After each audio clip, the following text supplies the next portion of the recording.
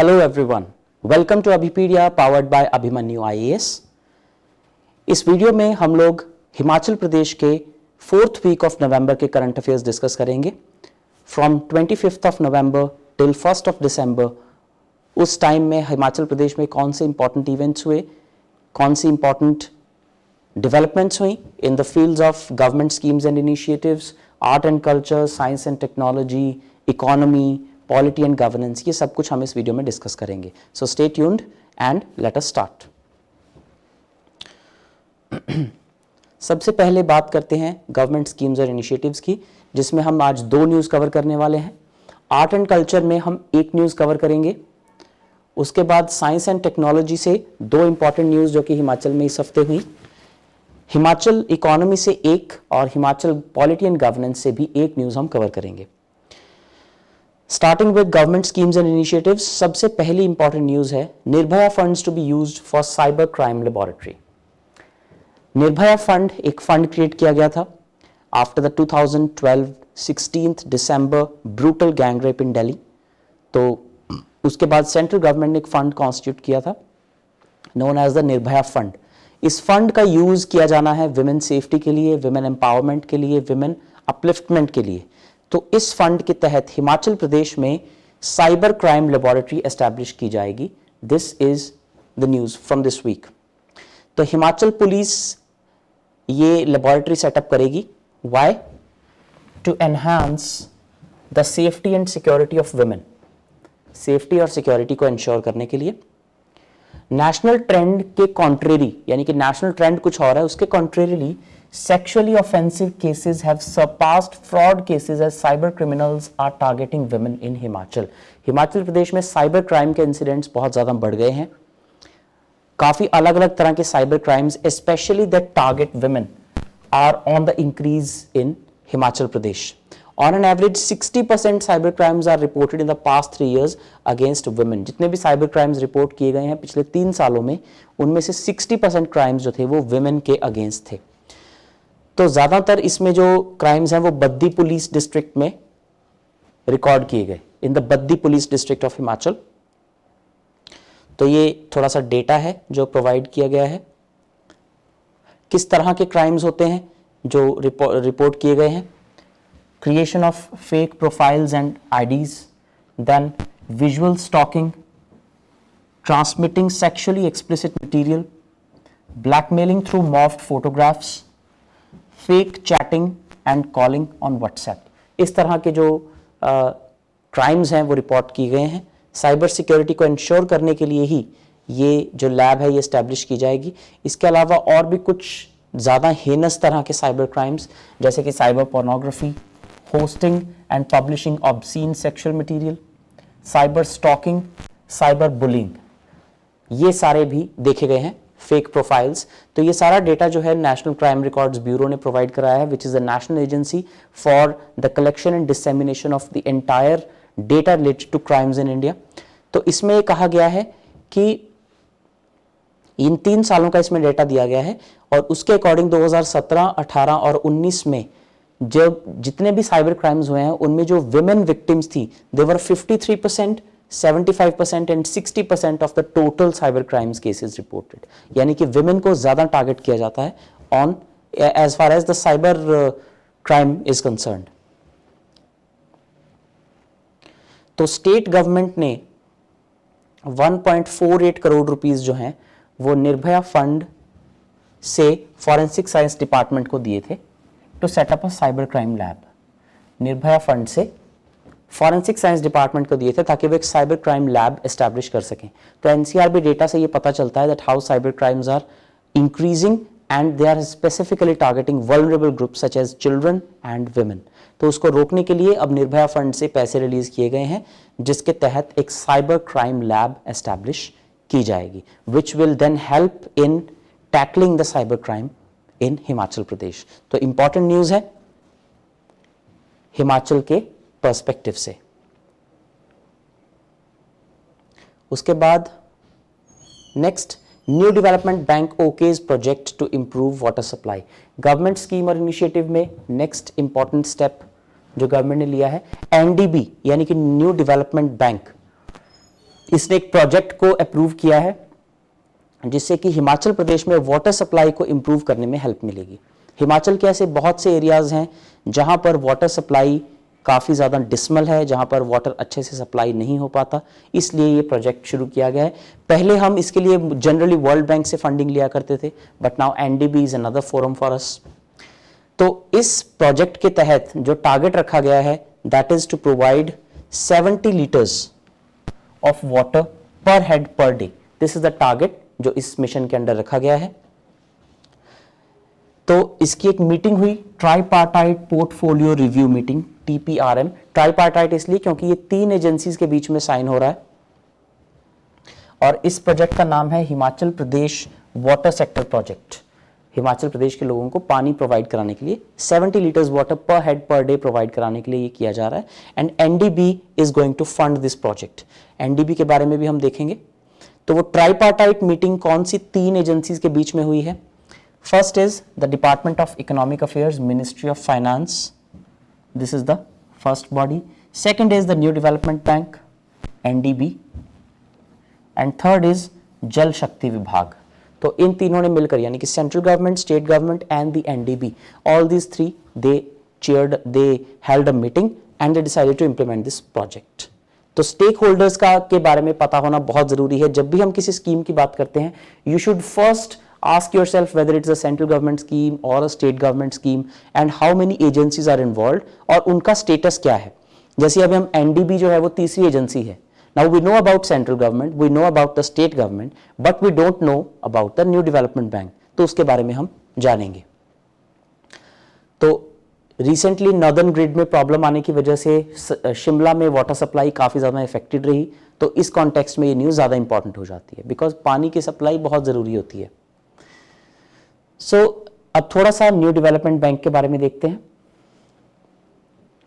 New development bank को पहले BRICS development bank भी कहा जाता था। ब्रिक्स यानी कि Brazil, Russia, India, China and south Africa. BRICS it's a multilateral organisation, BRICS, BRICS. पहले ये ब्रिक्स हुआ करती थी, पहले ये ब्रिक हुआ करती थी, लेकिन साउथ अफ्रीका ने इसे 2010 में ज्वाइन किया, इट बिकेम ब्रिक्स। तो एक रीजनल डेवलपमेंट बैंक है ये ब्रिक्स न्यू डेवलपमेंट बैंक, जिसका पर्पस है वर्ल्ड बैंक और जो एशियन डेवलपमेंट बैंक है उसकी डोमिनेंस को कम करना। रीजनल लेवल का एक multilateral, you can say it's a lending institution for development purpose. तो इस एग्रीमेंट के अकॉर्डिंग जो एनडीबी जब कॉन्स्टिट्यूट हुआ था तो उसके जो पर्पस है वो है that it shall support public और private projects through loans, guarantees, equity participation and other financial instruments. इन्हें ये सपोर्ट करेगा। It shall cooperate with international organisations and other financial entities and provide technical assistance for projects to be supported by the bank। तो कुछ world bank जैसा इसका काम है। जहां पर भी कहीं डेवलपमेंट होनी है, whether it is the construction of infrastructure or like transportation infrastructure, communication infrastructure, water supply, sewage and sanitation, वहां पर ये असिस्टेंस प्रोवाइड कराता है। इस बैंक की जो इनिशियल कैपिटल थी वो $100 बिलियन थी, डिवाइडेड इनटू 1 मिलियन शेयर्स, और इनिशियल सब्सक्राइब्ड कैपिटल जो थी इसकी वो $50 बिलियन थी। तो टोटल कैपिटल $100 बिलियन, सब्सक्राइब्ड थी उसका हाफ यानी कि $50 बिलियन। तो इस बैंक ने इंडिया को ये लोन, ये असिस्टेंस जो है ये प्रोवाइड कराई है। उसके बाद NDB is currently headquartered in BRICS tower, Shanghai. Shanghai यानी कि चाइना में ये हेडक्वार्टर्ड है और इसका रीजनल ऑफिस जो है वो जोहानिसबर्ग, साउथ अफ्रीका में सिचुएटेड है। तो ये एक बैंक है। इसको अब देखिए, from prelims point of view you should know only this much, but from mains point of view you should have opinion on should India take funding from these type of institutions, या क्या हिमाचल प्रदेश में इस तरह के projects के बारे में बताइए जो कि फॉरेन बैंक से या फॉरेन इंस्टीट्यूशन से फंडिंग के थ्रू डेवलपमेंट हो रही है, उसके बारे में बताइए। Yeah what is the role that these agreements और these institutions play in the development of hinterland in India. तो वहां पर इस तरह के इश्यूज आपको पता होने चाहिए। उसके बाद आर्ट एंड कल्चर में Renuka ji fair held in Sirmaur. Himachal के सिरमौर डिस्ट्रिक्ट में रेणुका जी मेला जो है वो लगा, 7 दिन तक ये मेला चला। It's an international festival Sirmaur district में। So international Renuka ji fair held it at Renuka ji in Sirmaur district of Himachal.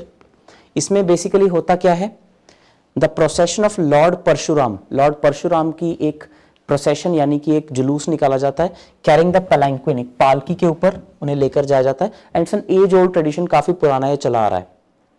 The palanquin of lord Parshuram and other deities is brought to Renukaji temple from the ancient temple at Jammu Koti village and it departs after religious ceremonies including a dip in the Renuka lake। तो ये procession निकाला जाता है, जिस तरह से जगन्नाथ रथ यात्रा होती है उस तरह से परशुराम जी का प्रोसेशन जो है वो निकाला जाता है। And what does this festival stand for? It marks the union of Lord Parshuram with his mother goddess Renuka ji। So who was goddess Renuka? The mother of Lord Parshuram। Lord Parshuram की mother मानी जाती हैं goddess Renuka जी, और उन्हीं के नाम पर ये फेस्टिवल का नाम रखा गया है। तो कोविड फैला हुआ है, इस वजह से ये फेयर उस तरह नहीं हुआ जैसे हर साल होता है। काफ़ी ज़्यादा रिस्ट्रिक्शंस थी, बहुत ही लिमिटेड लोग इसमें अलाउड थे और उन सब की कोविड टेस्टिंग की गई थी। तो ये कुछ बहुत जनरल सी बातें हैं। इसमें लोकल पॉलिटिशियंस ने पार्टिसिपेट किया। Basically you have to take care of, you have to understand the culture part of this, कि उसके पीछे का कल्चर क्या है। देन 7 डे का ये फेयर है, 7 दिन तक चलता है। कहां पर चलता है?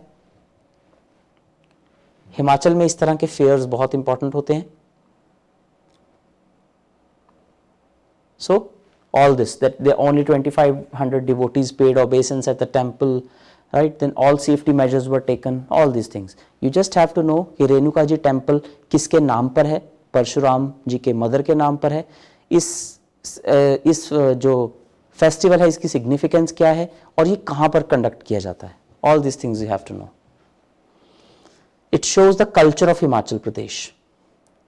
then science and technology। इस वीक साइंस एंड टेक्नोलॉजी में 2 इंपॉर्टेंट डेवलपमेंट्स हुई।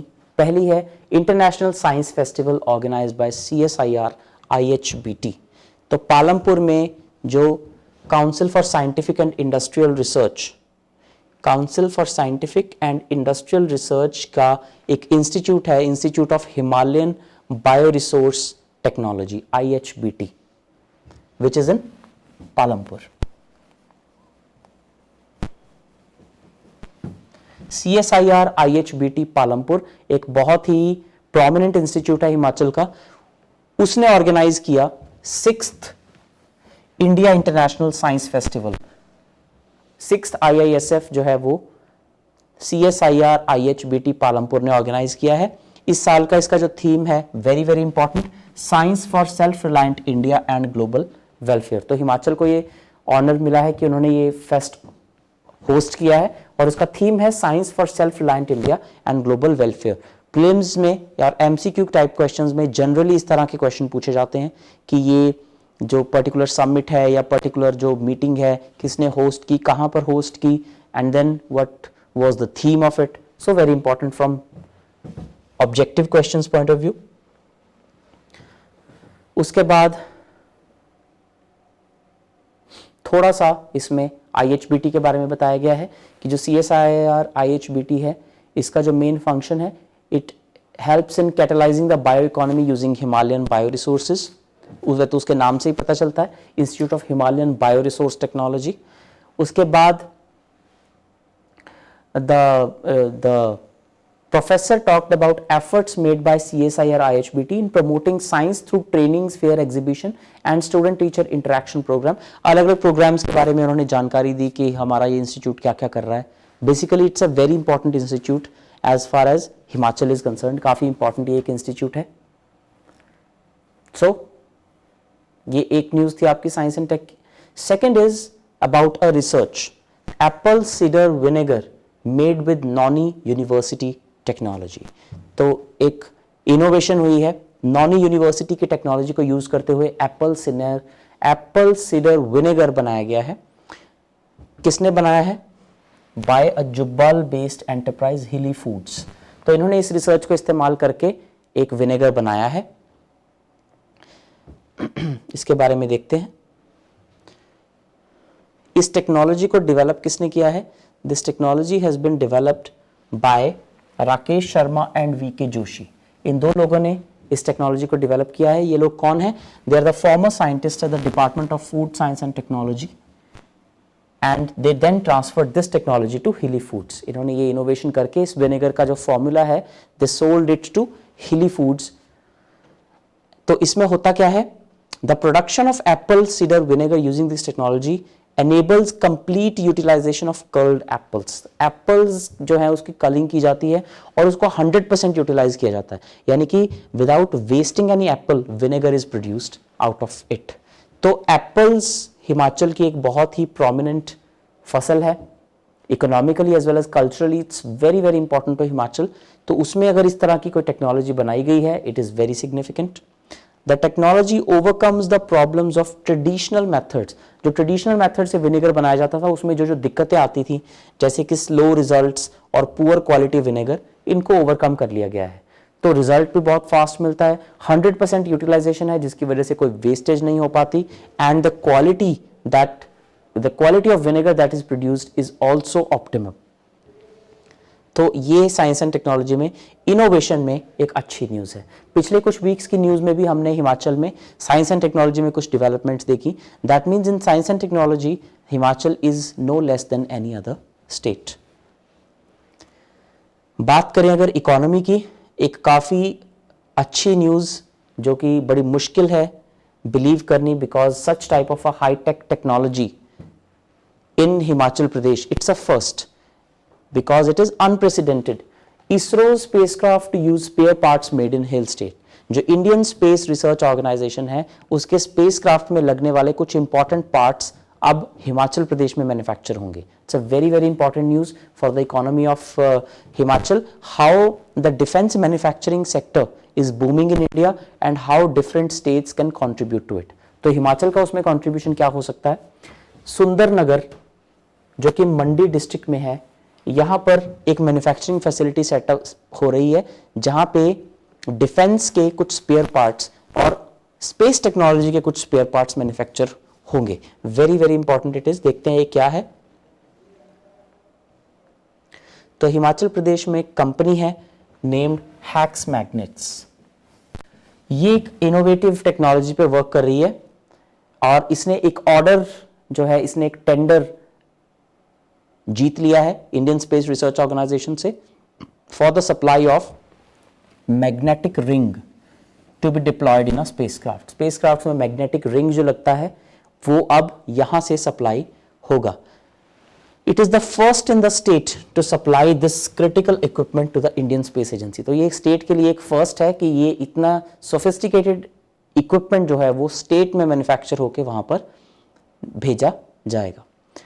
उसके बाद डॉक्टर RS शिंदे जो कि is an outstanding magnetic scientist is the president of HAX Magnets। So it is not a layman, you can say it is not a amateur company, it is led by outstanding magnetic scientist Dr. RS Shinde। So it's a feather in the cap for Himachal Pradesh manufacturing sector and overall for Himachal manufacturing industry कि वहाँ इतनी sophisticated machinery, इतनी sophisticated equipment जो है वो manufacture होगी।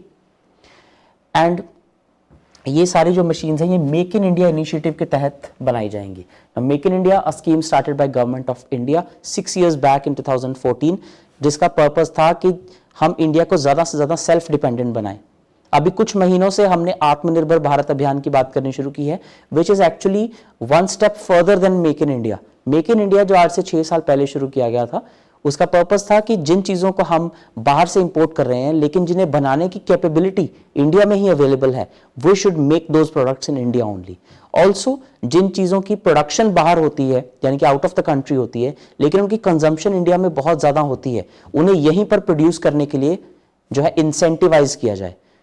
For example कोई mobile phone manufacturing company है, से सैमसंग और एप्पल इज देयर, तो अगर वो out of the country manufacture करते हैं और फिर वो इतने सारे फोन्स यहाँ पर इंपोर्ट किए जाते हैं, उससे बेटर उन्हें यहीं पर टैक्स रिबेट्स देकर या इंसेंटिव्स देकर फैक्ट्री सेटअप करने के लिए इंसेंटिवाइज किया जाए। उससे इंडिया की इकोनॉमी को भी बूस्टअप मिलेगा और यहाँ पर जॉब्स भी जनरेट होंगी और टैक्सेस भी पे होंगे। So that was the idea behind make in India. तो मेक इन इंडिया स्कीम के तहत ही ये पर्टिकुलर जो फैसिलिटी है ये सेटअप की गई है। काफी साल से इसका अप्रूवल लटका हुआ था, but a few months back at the investors meet this proposal was cleared in a robust manner.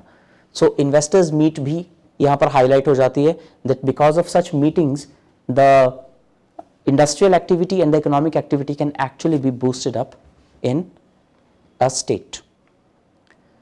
बात करें पॉलिटी और गवर्नेंस की, तो पंचायत का ऑनलाइन ऑडिट शुरू होने वाला है अगले साल से। It's a very very important news. Panchayat will have online audit by next year. So next year 2021 में जितनी भी इंडिया में पंचायत हैं, there are around 2.5 lakh panchayat in India. 2.5 lakh gram panchayat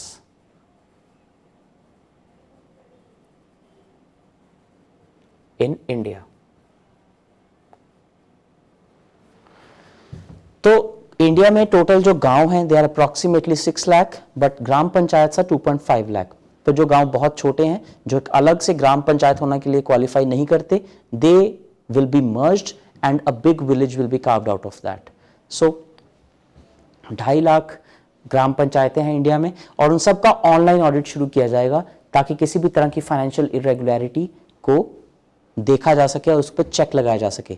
और ये स्कीम जो है ये सेंट्रल गवर्नमेंट की स्कीम है। Although panchayat and local bodies are a state subject, but central government can enforce such type of measures throughout India. It remains to be seen whether it will be a mandatory feature or a discretionary one. तो इससे जो pilferage of funds है पंचायत में, क्योंकि पंचायत का जो fund होता है उसको लोकल लेवल पे ऑडिट किया जाता है, तो उसकी जब सेंट्रल ऑडिटिंग होगी तो किसी भी तरह की जो उसमें धांधली है या किसी भी तरह की इरेगुलरिटी है, मिसमैनेजमेंट या एम्बेजलमेंट है, वो सामने आ सकेगी। It will be a big step up from the current method. Government of India की ये स्कीम है, यानी कि सेंट्रल गवर्नमेंट की स्कीम है। पहले फेज में accounts of 20% panchayat will be audited.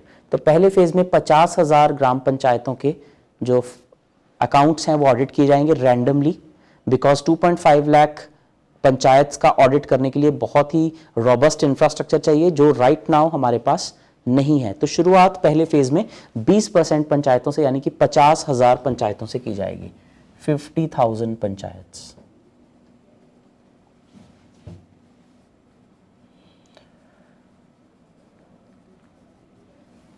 Panchayat will be audited randomly in the first phase.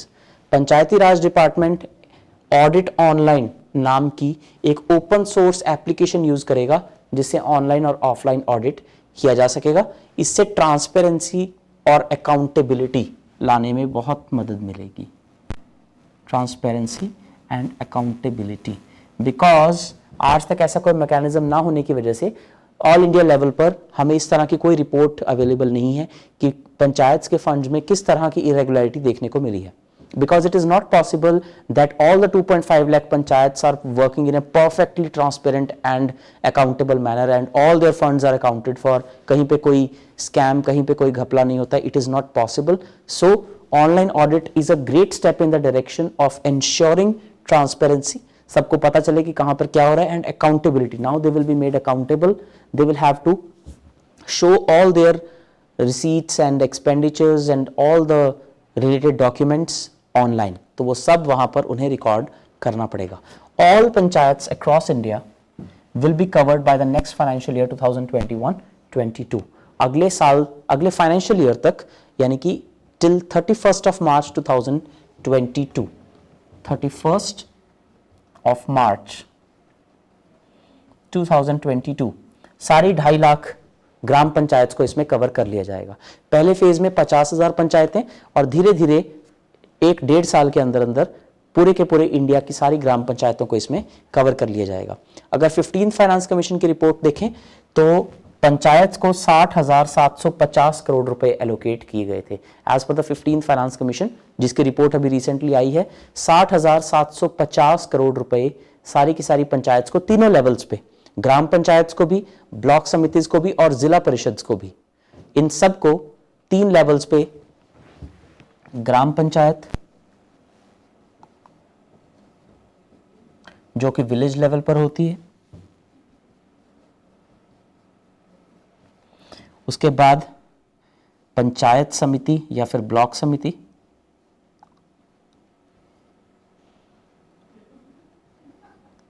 जो कि ब्लॉक लेवल पर होती है। एंड फाइनली जिला परिषद,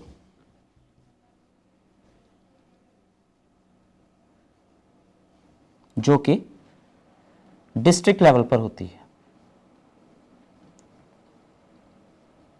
all these were allotted or have been allotted 60,750 crore rupees by the central government, और 14th finance commission के तहत भी इतना ही फंड ऑलमोस्ट एलोकेट किया गया था। तो एक बार जब ये ऑनलाइन ऑडिट पूरे इंडिया में एनेबल हो जाएगा, all this 60,750 crore will be audited, और फिर इसमें जहां कहीं भी कोई भी इरेगुलरिटी होगी वो हाईलाइट की जाएगी, and it will bring transparency and accountability to the entire process. जब भी हम लोकल सेल्फ गवर्नमेंट की या पंचायत की या म्यूनिसिपैलिटीज की बात करते हैं, उसमें एक बहुत बड़ी प्रॉब्लम जो होती है वो होती है फाइनेंशियल अकाउंटेबिलिटी इंश्योर करने की। So with this single step the financial accountability will be insured. और पंचायत जो हैं, जो हिमाचल की पंचायत हैं, उनमें भी स्पेशली इसका बहुत असर देखने को मिलेगा। So these were all the important news from Himachal Pradesh. Stay tuned with us. If you like this video, please like, subscribe and share it with your friends. Please press the bell icon if you want to be notified of the videos. अगर आपको कोई भी doubt हो इसमें या आपका कोई भी और क्वेरी हो, you can mention it in the comment section. Thank you and have a nice day.